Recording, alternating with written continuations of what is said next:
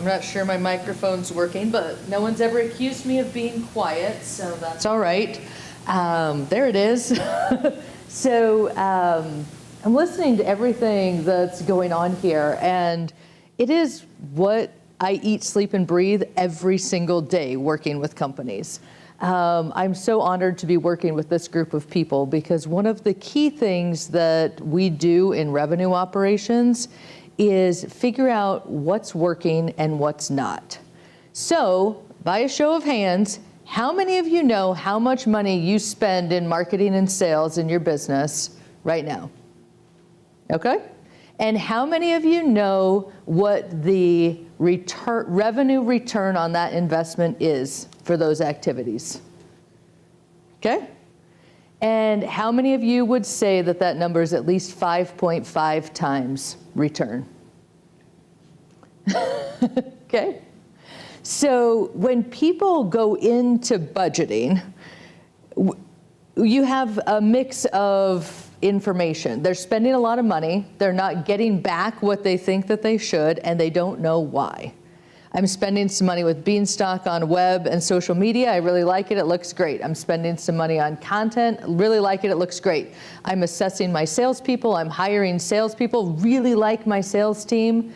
I'm spending a lot of money. And guess what? Every year when I go talk to Terry, I say, Terry, I'm spending a lot of money and I'm just not getting back from my business what I want. It's about profitable growth in top-line revenue. That's what revenue operations is about. When we look at end-to-end revenue production, we are looking at all of the outcomes of all of the things you spend money on. You are not buying marketing because you want to look good. You are buying marketing because marketing contributes to lead generation, sales conversion, and customer advocacy.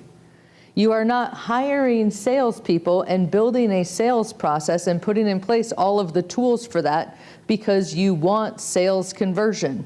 Yes, you want sales conversion, but that same sales organization impacts lead generation and it impacts customer advocacy. So when we are looking at all of the different things that companies are doing, and when we have time, we will go into the full charts of literally 142 different activities that companies are doing to generate leads, to convert sales, and to create customer advocacy. How do you know that your company is doing those 142 things well? Right? You can have 142 great things, but if they don't work together, you still won't grow revenue. And you will still be spending a lot of money and not gaining traction and showing up at Terry's office every year, every quarter saying, wow, Terry, help me out. I need to invest more in sales and marketing. Come on, Terry, where can I get some more money? So I think some of the key things that we talk about in revenue operations, and we're a big workshop group, so when we get a chance to do workshops with folks, it's really about aligning your organization to your customer journey. Because we are so focused on what we do as a business, we are not thinking about our customers' experience engaging with our company. How do they learn about us? What do they do next? Where do they get more information? How do they take the first step? Who talks to them next? Is that the same message that they came in thinking about, learning about? After we've sold them, is what they got what we promised them? If it is, did we deliver the value that we said we'd deliver? Have we told them the value that we deliver? In most cases, our businesses are aligned to what we think our product is, to what we think we need to do. Our entire organizational structure is self-centered. Yet it's the customer that determines our success. It is the customer who determines whether or not our product matters, whether or not we deliver value, whether or not they believe what we're telling them in marketing and sales. Our entire structure of our company has to be focused on that customer experience, because when it's not, we don't know how to grow a business. we cannot spend money in the right places. We cannot measure whether or not what we're doing is working. So when you talk about teams of teams, as companies grow, these teams get more and more siloed and separated from each other. They're all working on the same systems, but they're not working together. As a matter of fact, they're undermining each other. Unintentionally. They all have the best of intentions. They've done their research. They know what the goals are for their individual group. And they're doing it wholeheartedly. It is great, but great parts don't mean great results. You can have all of the great pieces to a watch, and you can put them together, even touching, and your watch won't tell time if you don't put them together in the right way. That's what organizations are doing today. So once we determine the customer journey for each company, you can determine where your chasms are. Where are you losing people in handoffs between your teams?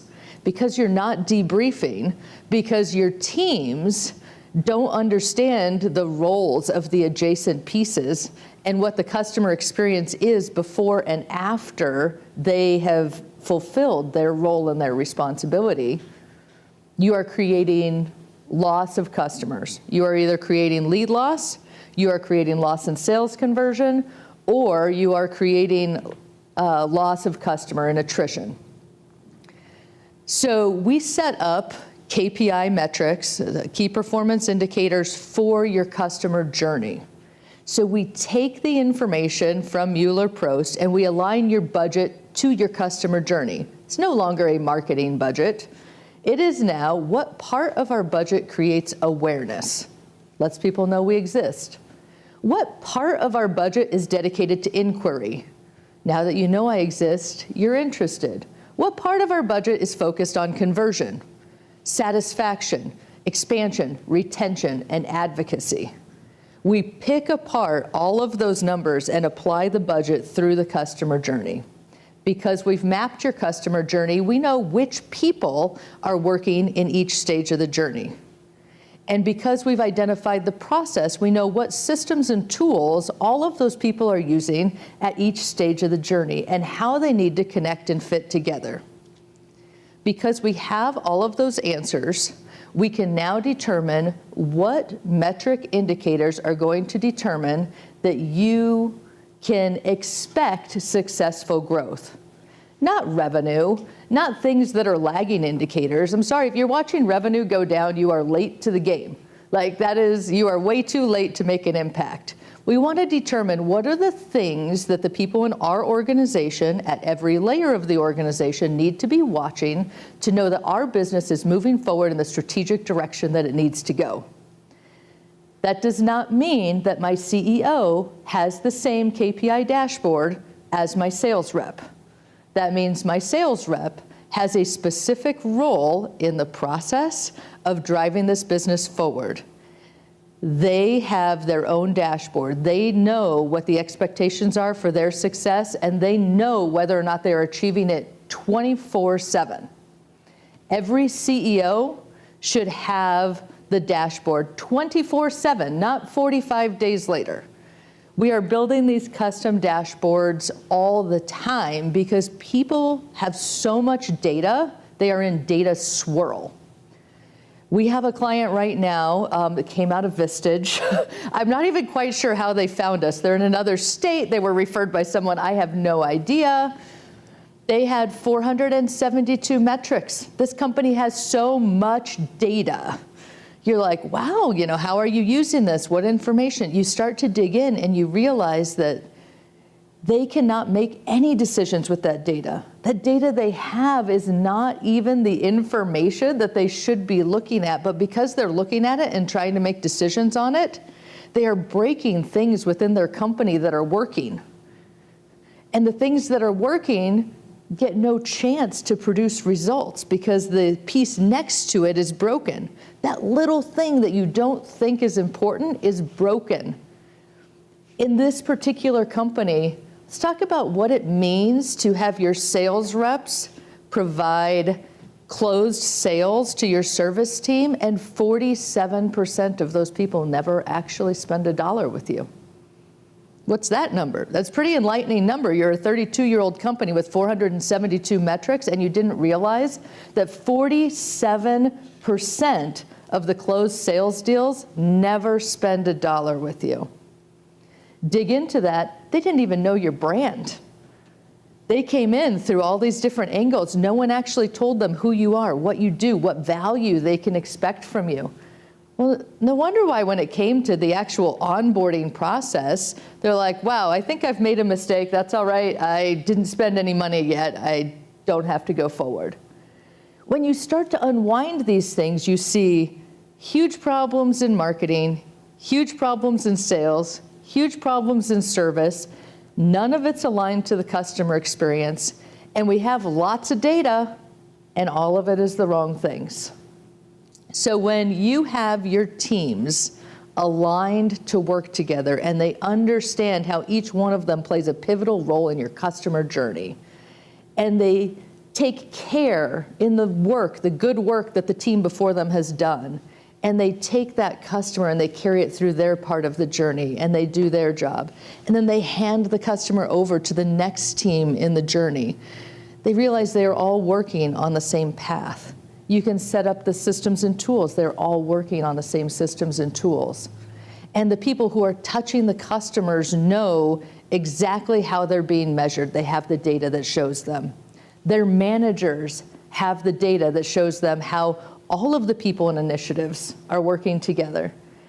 And all of those departments are rolled up to the executive level so that the executives know 24/7 exactly how every single piece of their company is working together to achieve their objectives.